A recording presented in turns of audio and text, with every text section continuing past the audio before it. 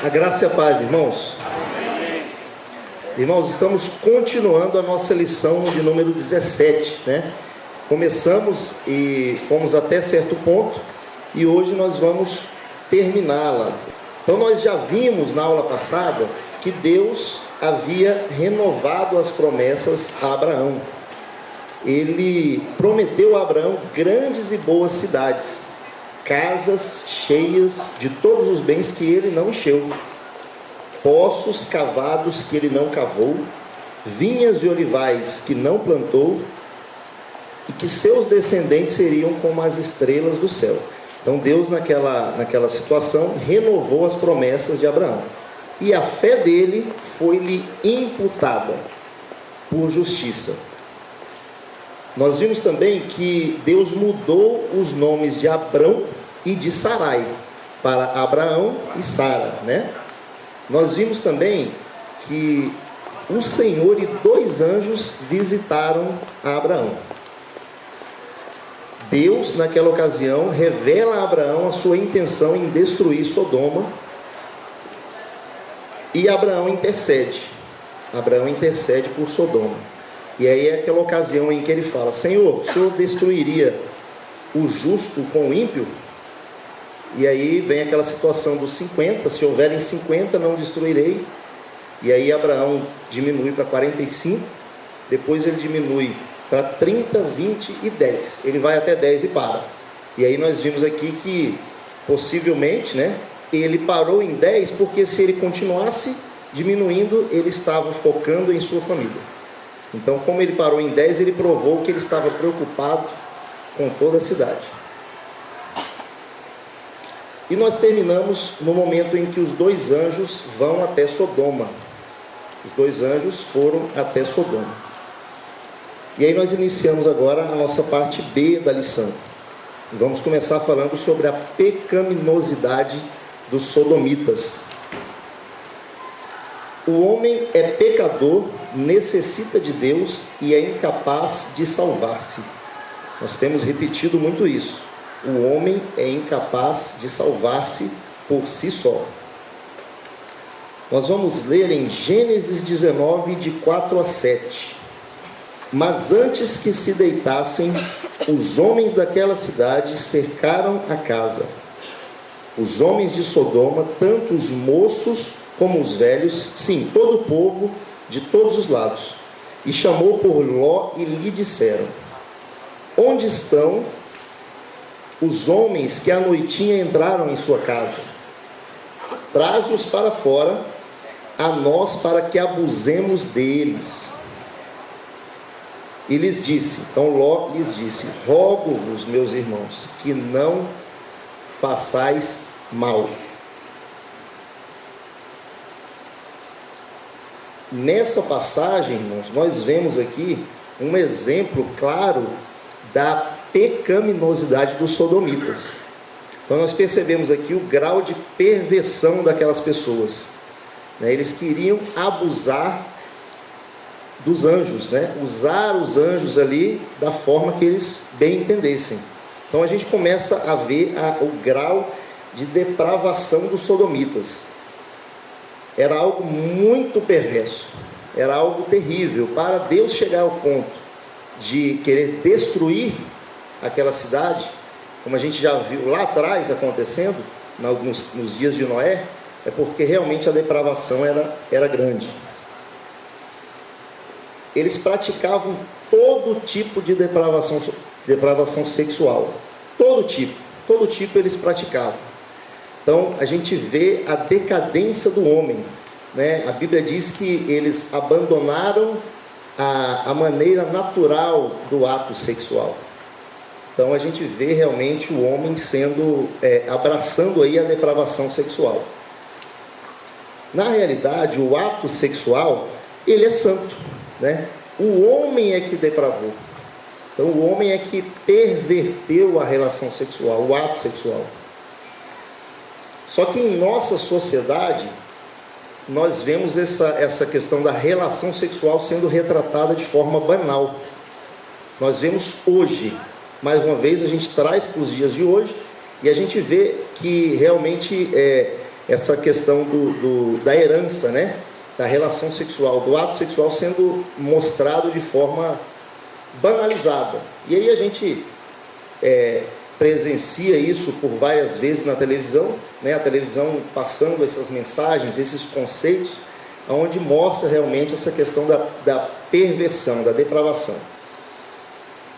E aí nós vemos, se nós formos trazer isso para nós, né? A gente foca em Sodoma, parece algo tão distante de nós, né?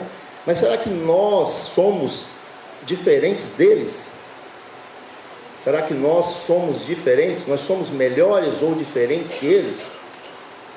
Romanos 3:23 diz o seguinte: pois todos pecaram e carecem da glória de Deus. Todos pecaram. Então não há um justo. Todos eles pecaram. Então todos nós, todos os seres humanos, eles têm o potencial para cometer qualquer um desses atos tão terríveis que os sodomitas praticavam. Então nós temos o potencial pelo pecado que habita em nós. A nossa situação natural é essa: somos idênticos aos sodomitas. Romanos 9:29. Como Isaías já disse, se o Senhor dos exércitos não nos tivesse deixado descendência, ter-nos-íamos tornado como Sodoma e semelhantes a Gomorra. Então o que nós vemos aqui? Nós vemos mais uma vez que, pela graça de Deus, nós somos diferentes. Então o homem natural, ele tem o potencial de cometer qualquer uma dessas situações. Porém, pela graça de Deus, nós somos diferentes. Então nós precisamos ter isso em mente. Se hoje nós temos estamos em uma condição diferenciada, é pela graça de Deus. Amém, irmãos? Glória a Deus, irmãos. A gente lendo a palavra, estudando a palavra, nós podemos ver como Deus é bom para conosco. Porque nós tínhamos tudo para estar na mesma situação, mas pela presença de Deus, o agir de Deus nas nossas vidas, nós temos força e graça para nós resistirmos a tudo isso que nos é imposto, a tudo isso que o mundo hoje tem demonstrado, e nós podemos dizer não e não aceitarmos tudo isso que temos vivenciado. Eu quero que você abra a palavra de Deus em Gênesis 19, no verso 10 e no verso 11. Porém, os homens, estendendo a mão, fizeram entrar Ló e fecharam a porta.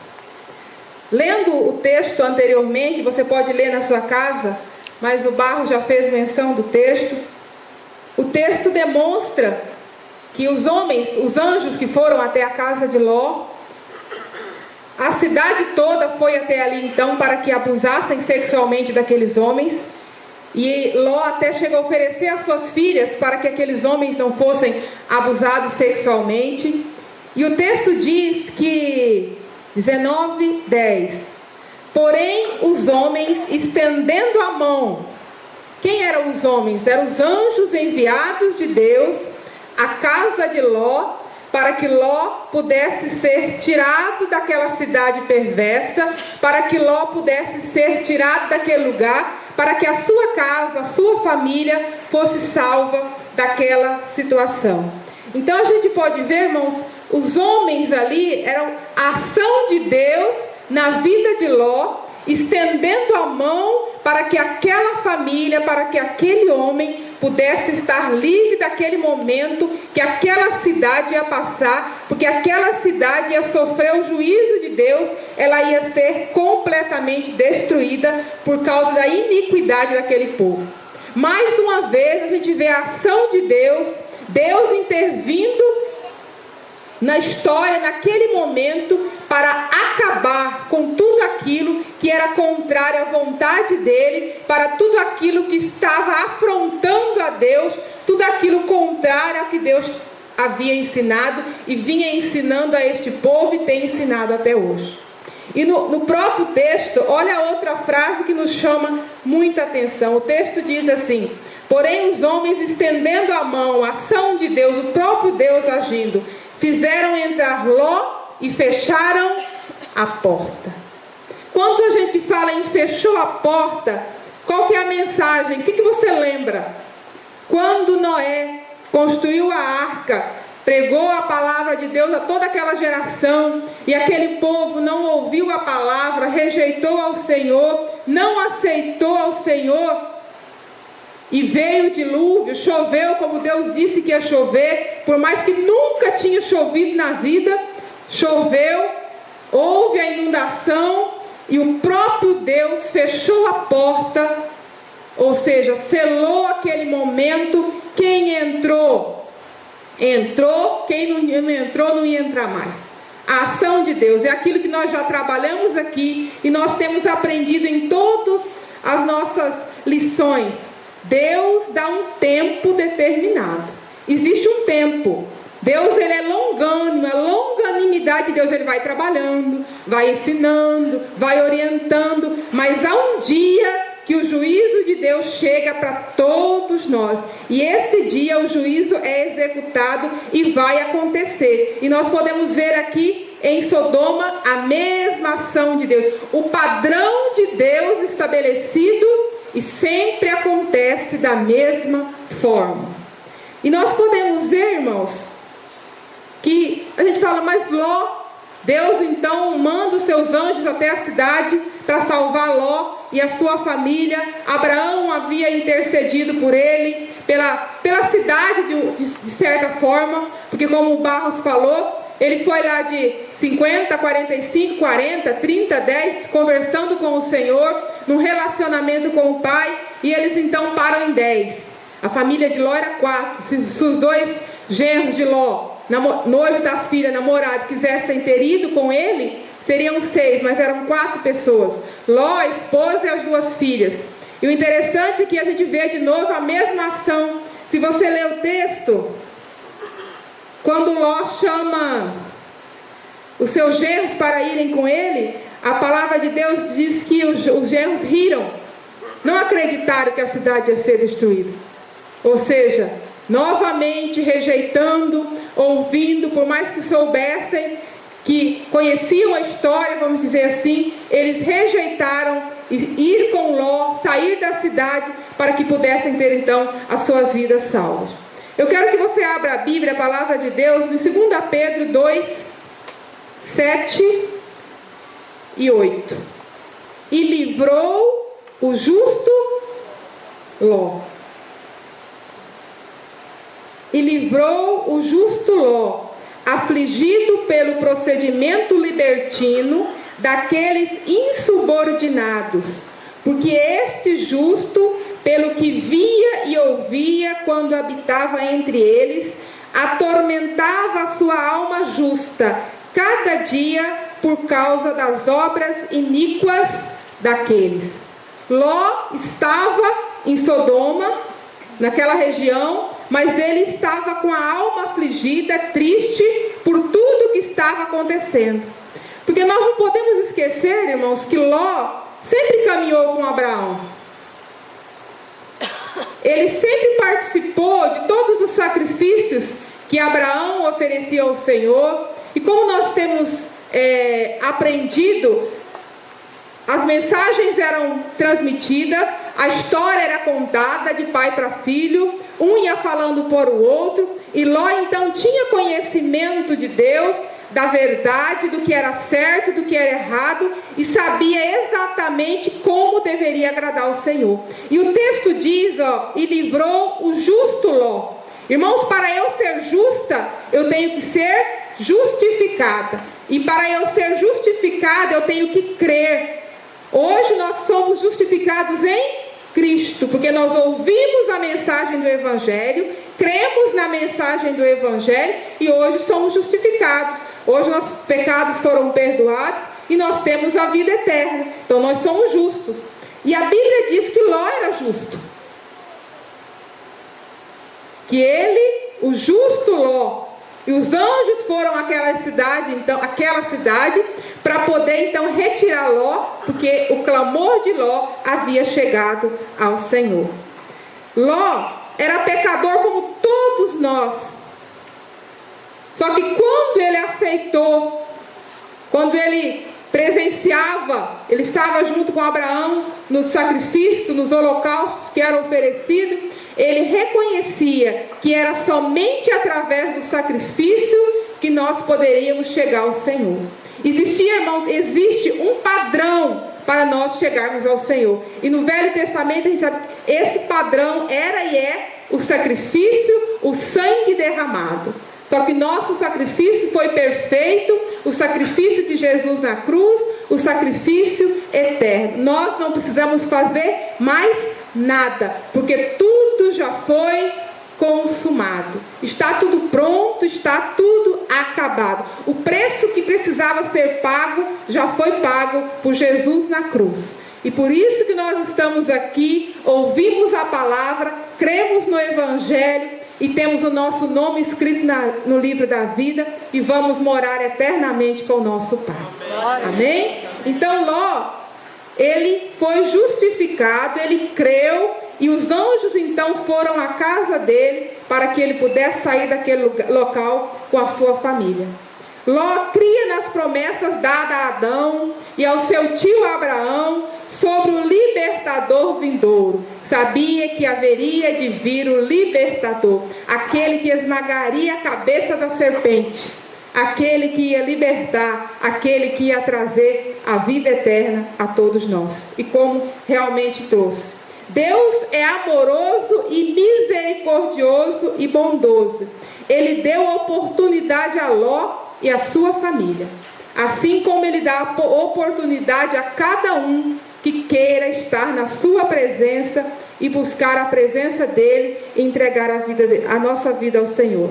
Deus sempre salva aqueles que concordam com ele e que confiam nele. Irmãos, algo que tem que ficar extremamente gravado na nossa mente. Existe um padrão estabelecido por Deus. É da forma dele. Não é da minha forma, não é da sua forma. Não é do jeito que você quer, da forma que você quer. Existe um padrão estabelecido por Deus. E se eu quero chegar ao Senhor, para qualquer um, o padrão tem que ser respeitado. O padrão tem que ser validado pela nossa ação em aceitar aquele padrão. E nós podemos ver isso na vida de Abel. Abel fez o sacrifício correto, foi aceito pelo Senhor. Noé ouviu a mensagem, ouviu a voz do Senhor, Deus estabeleceu um padrão, Noé cumpriu aquele padrão do Senhor, pregou a palavra, construiu a arca, Deus agiu na vida dele. E agora nós podemos ver Ló. Ló também creu e acreditou, e através dessa crença, desse crer de Ló, a sua família foi salva, e eles puderam então estar com o Senhor. Amém? Queridos, a gente fica pensando como é possível um homem viver limpo e não se contaminar em meio a uma geração e uma cidade tão corrompida, como já foi falado aqui, que é o caso de Sodoma e Gomorra. Como aquele homem permaneceu assim tão puro, tão reto? Há uma ilustração que pode nos ajudar a entender um pouco isso. Uma garça, por exemplo. Eu nunca vi uma garça suja de lama. Olha que eu já andei muito em beira de rio, lagoa, em tempo de chuva, em toda situação já passei em beira de rio. E sempre eu vejo garça. Eu nunca vi uma garça suja de lama. A garça está por ali, ela tira a comida dela da lama, mas ela não se suja de lama. Ló vivia lá em Sodoma e Gomorra, no meio daquele povo depravado, mas ele não se corrompeu. Isso é maravilhoso, né? A gente perceber isso. E tudo não é pela força dele, mas é por causa da graça de Deus que permanecia sobre a vida dele. Amém? E nós vamos ver aqui agora, no capítulo 19, que Sodoma foi destruída. Então agora chegou a hora de jogarmos aí a última pá de cal em Sodoma e Gomorra, né? capítulo 19, versículo 24 e versículo 25. Deus é santo e justo e o pecado merece a morte. Irmãos, há uma ideia errada das pessoas de pensar que Deus é bonzinho, que Deus é amoroso. Por Deus ser tão bom e tão justo, como é que pode um Deus tão amoroso jogar alguém no inferno? Olha, é muito importante saber o seguinte, que Deus não vai jogar ninguém no inferno. Os homens estão caminhando para o inferno de cabeça para baixo, estão indo porque querem ir, porque a vontade de Deus é que todos se salvem. O inferno não foi feito para o homem, o inferno foi feito para o diabo e seus anjos. Os homens estão indo para a perdição, para a morte, porque não dão crédito e não dão ouvido à palavra de Deus.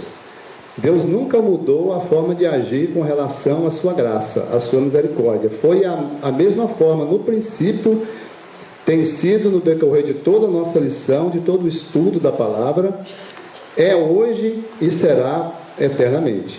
Vai chegar um dia que Deus vai ser juiz sobre todas as coisas e vai finalizar, mas até então a graça de Deus está sendo derramada de maneira abundante. Lá em Gênesis 19, 24 e 25 diz assim: Então fez o Senhor chover enxofre e fogo da parte do Senhor sobre Sodoma e Gomorra, e subverteu aquelas cidades e toda a campina, e todos os moradores das cidades e o que nascia na terra. Amados, fogo e enxofre, não sobrou nada. Deus destruiu tudo, pessoas, animais, destruiu a erva verde. O que era vida ali foi aniquilada. Interessante é que Pedro escreveu o seguinte, 2 Pedro 2,6, quero ler esse versículo com os irmãos. E reduzindo a cinzas as cidades de Sodoma e Gomorra, ordenou-as à ruína completa, tendo-as posto como exemplo, e a quantos venham a viver impiamente. Irmãos, esse texto está dizendo que Deus destruiu aquela cidade e reduziu a cinza, e que elas ficou lá, a destruição, para servir de exemplo a todos quantos queiram viver impiamente. Você pode pensar, mas que exemplo é esse? Como nós podemos ter? Que sinal de exemplo? Que foi destruída no passado, mas como pode ser o exemplo? Só porque está escrito? Sim, mas também há uma região do Mar Morto, e segundo os estudiosos, os cientistas, os arqueólogos, e até mesmo alguns teólogos, afirmam que Sodoma e Gomorra é na região que hoje é o Mar Morto. Então, a incidência de enxofre ali diz que é uma das maiores concentrações de enxofre da terra e também de sal. E ali não tem vida. É de senso comum de que o Mar Morto é, categoricamente, um local, um espaço geográfico aonde estaria servindo de testemunho de que Deus cumpriu ali o seu juízo. E fica ali de exemplo para todos quanto, diz a palavra, a todos que queiram viver impiamente. Então, assim como Deus destruiu Sodoma e Gomorra, então aquilo ali é um testemunho, o Mar Morto, aquela região, de que assim também será reduzida aquelas pessoas que queiram hoje continuar desobedecendo a Deus. Para todos quanto não obedecem ao Senhor e vivem na impiedade. Deus é fiel e não muda. Irmãos, Deus não vai mudar. Deus fala e Deus cumpre. Às vezes, nós que somos pais, podemos, no ímpeto do estresse, fazer uma ameaça aos nossos filhos. Olha, eu vou te castigar, vou te dar umas palmadas, hein? E ali passa os minutos, passa as horas, a gente fica calminho e até esquece de castigar o filho, de corrigir o filho. Eu mesmo, quando era menino, contava com o tempo, porque quando passavam os minutos, eu com certeza, meu pai e minha mãe esquecia, chegava alguém, eles mudavam de assunto, acontecia um imprevisto e a surra ficava para depois e eles esqueciam. Para mim era um milagre. Mas Deus não, pode ter certeza, aquilo que Deus falou que vai fazer. Se tem uma coisa que Deus não esquece, é da sua misericórdia, e também não esquece do pecado.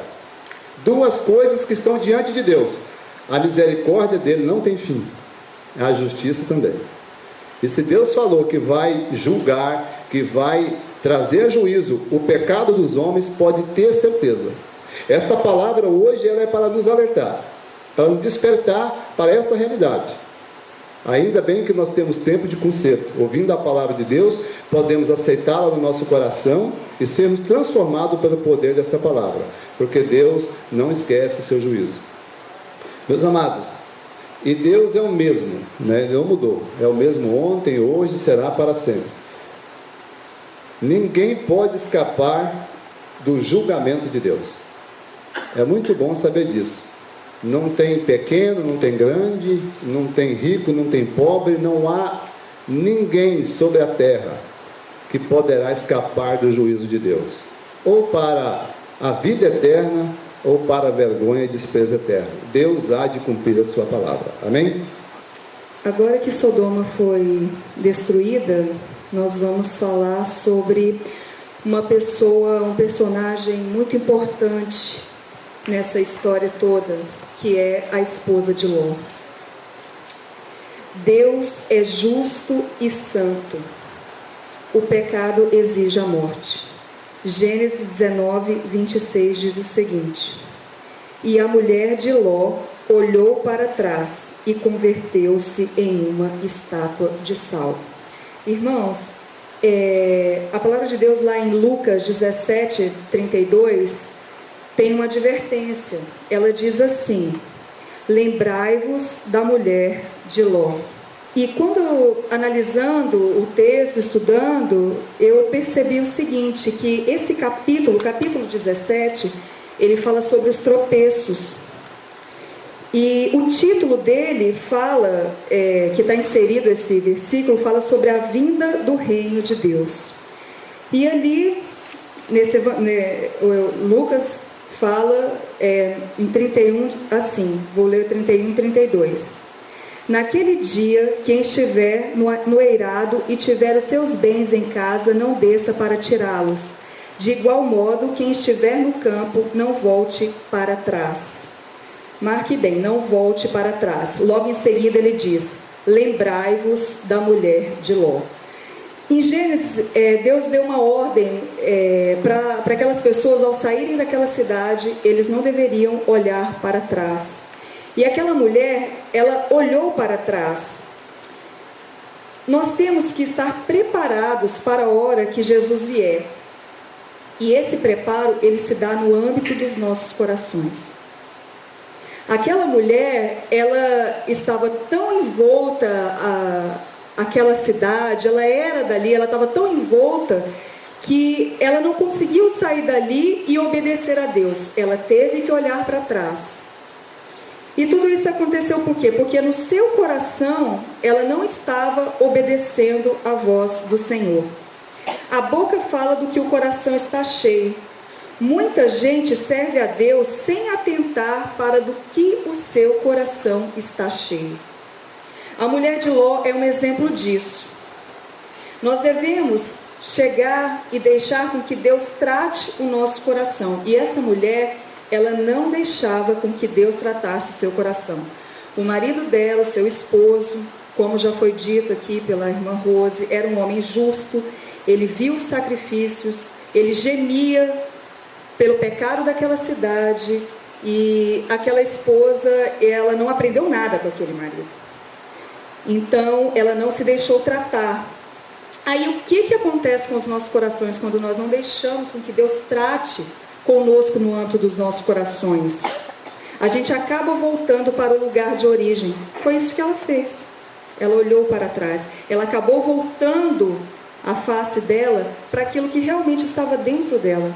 Todos aqueles pecados, todos aqueles desejos, toda a origem dela. Eu vou deixar algumas perguntas aqui. Qual é o seu lugar de origem? Nós temos que lembrar de onde que Deus nos tirou, de onde que Deus nos resgatou. E se nós temos olhado para trás? A ordem de Deus em Gênesis 19, 17, abram lá, por favor. Havendo-os levado fora, disse um deles: livra-te, salva a tua vida e não olhe para trás. O que passou, passou.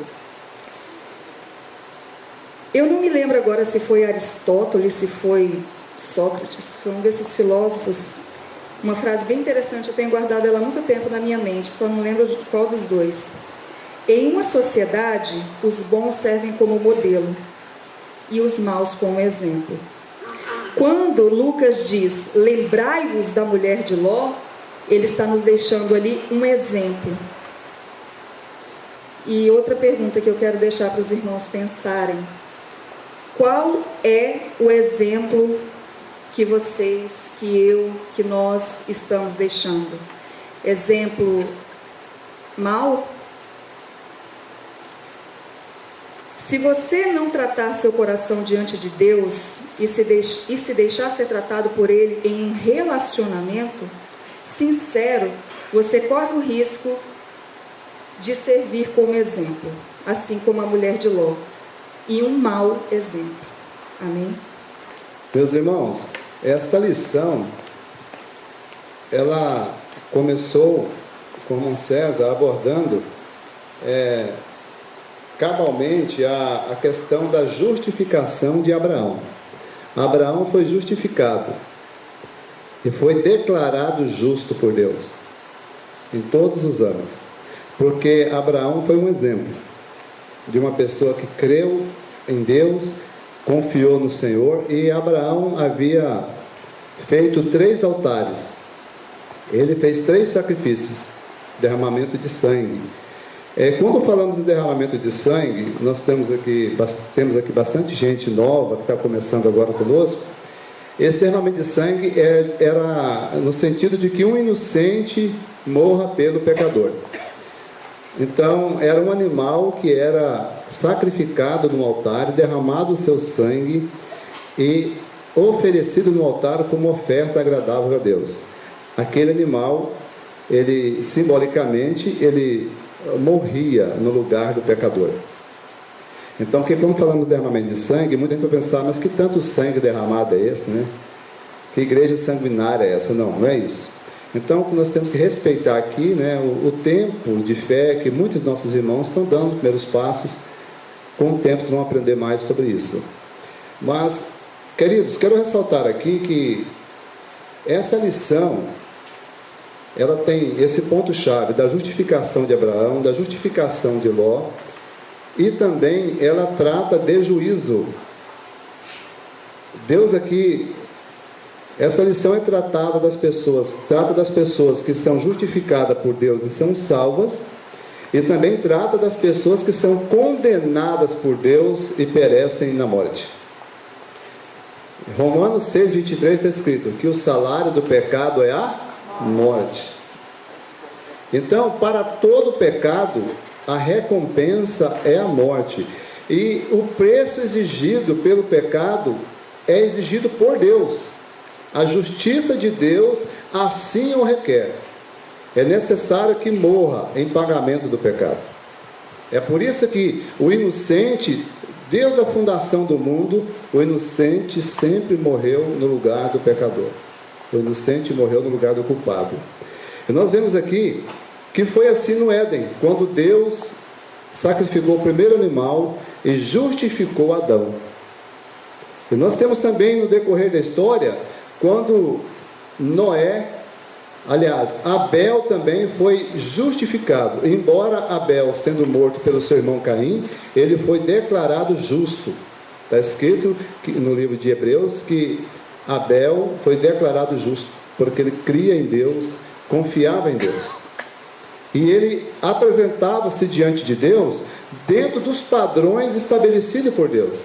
Eu acho maravilhoso quando os irmãos vêm aqui à frente e falam: Deus tem um padrão, como a irmã Rosa citou várias vezes aqui. Há um padrão estabelecido por Deus. Eu queria que você dissesse comigo: há um padrão, estabelecido por Deus. Imutável. Mais uma vez, imutável. Então o padrão de Deus é imutável. Foi assim lá no Éden, com Adão, foi com Abel, foi assim com Noé e a sua família, né, amados? E agora nós temos aqui o exemplo de Ló sendo resgatado de Sodoma e Gomorra, porque foi declarado justo por Deus. É interessante também nós mencionarmos aqui que por trás de todo esse juízo, de todas essas circunstâncias, esses fatos que redundaram em julgamento, foram precedidos pelo derramamento do amor de Deus. Não houve na Bíblia nenhum julgamento sem que antes Deus tenha manifestado seu amor, manifestado a sua graça, a sua misericórdia, a sua longanimidade. Deus sempre foi longânimo, misericordioso e fez questão de que o homem tivesse consciência disso. Deus enviou seus profetas, seus enviados, seus ungidos, para que falassem do seu amor, para que fizessem o despertamento no meio da população, que as pessoas falassem: olha, não é assim que agrada a Deus, para que as pessoas pudessem se arrepender dos pecados, para que o povo pudesse se voltar para Deus. E em todo o tempo nós vemos aqui que as pessoas sempre permaneceram incrédulas, indiferente ao chamamento de Deus. Queridos, é por isso que redundou no juízo, por causa da incredulidade. Então, quero finalizar essa aula hoje dizendo o seguinte, que Deus é misericordioso, e o amor de Deus, ele é imensurável, e nós não podemos compreender o amor de Deus. Por isso que o evangelista escreveu: Deus amou o mundo de tal maneira. A palavra tal maneira é porque não tem palavra para explicar o amor de Deus. Não foi encontrada uma palavra humana que pudesse expressar o amor de Deus. Então, Deus amou o mundo de uma tal maneira. Então Deus nos ama. Deus ama a humanidade. Deus ama a todos. Não há ninguém que seja insignificante para Deus. Todos são importantes de igual modo. E Deus prova o seu amor. E, meus amados, nós temos aqui o exemplo dos pardais. Em Mateus capítulo 10, 29, Jesus falou dos pardais, que Deus sabe até quantos pardais tem e até quando algum deles morre. Deus se preocupa com isso. Salmo 50, versículo 11, diz que o Senhor é o Criador de tudo, e Ele é o Senhor das aves no campo, das aves, dos animais no campo, das aves no céu, e de todas as coisas sobre a terra. E se Deus se preocupa com os pardais e com os animais, será que Deus se preocupa comigo, com você, conosco? Claro que se preocupa. E Deus conhece todas as coisas. Não há nenhum detalhe do nosso coração que Deus não conheça. Do nosso sentimento, das intenções, dos pensamentos. Deus é conhecedor de tudo. Isso fica claro diante de Deus como a luz do dia. É muito importante nós sabermos disso. Quero ler com os irmãos o Salmo 139, versículo 1 ao 4. Esse salmo fala da onisciência e da onipotência de Deus. Olha o que o salmista escreveu: Senhor, Tu me sondas e me conheces. Sabe quando me assento e quando me levanto. De longe penetras os meus pensamentos. Esquadrinhas o meu andar e o meu deitar, e conhece todos os meus caminhos. Ainda a palavra me não chegou à língua, e Tu, Senhor, já a conheces toda. Versículo 5: Tu me cerca por trás e por diante, e sobre mim pões a mão. Tal conhecimento é maravilhoso demais para mim, e sobremodo elevado não o posso atingir. Amém? Queridos, Deus se preocupa conosco, em todas as áreas da nossa vida. Com essa mesma intensidade foi que Deus se preocupou com o povo pré-diluviano. Deus se preocupou com aquela multidão. Não houve agora, na época da nossa era cristã, porque nós lemos João 3,16, e nós sabemos que Jesus veio e realizou o sacrifício. Às vezes pensamos, Deus demonstrou seu amor para conosco. E aquele povo antigo? Não, o amor de Deus é o mesmo, Deus não muda, amém? E com a mesma intensidade, com a mesma forma que Deus está falando hoje, com a mesma intensidade que Ele fala, usando todos os meios de comunicação, usando os seus profetas, de todos os métodos Deus está usando para atingir o coração dos homens, foi usado também no passado. Foi usado na época de Adão, foi usado no período de Abel, foi usado no tempo de Lameque, foi usado no tempo de Noé. E foi usado também lá em Sodoma e Gomorra, quando Deus ali usou Abraão para interceder pela cidade. Abraão orava, intercedia pela cidade. A prova é que tinha um justo lá chamado Ló. Então Deus não tem prazer na morte de ninguém. A palavra diz isso. A vontade de Deus é que todos se salvem e que todos venham ao arrependimento. Que esta palavra fique no nosso coração esta noite, amém?